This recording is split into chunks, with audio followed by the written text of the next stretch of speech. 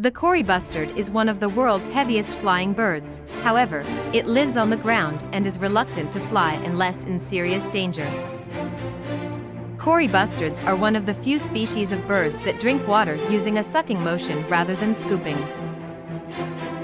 The male Cory bustard has a wingspan of 230 to 275 centimeters, while the female spans 80 centimeters across its wings on average.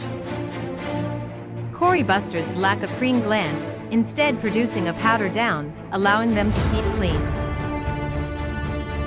They eat insects of all various kinds, including grasshopper, locusts, dung beetles, and other insects. Small mammals are often their food source, as they are omnivores.